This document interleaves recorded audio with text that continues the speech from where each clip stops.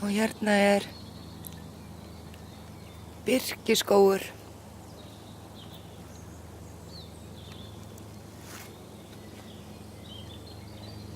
Og gott að sjá hvað stofninn áberandi þegar engin laufblöð komin.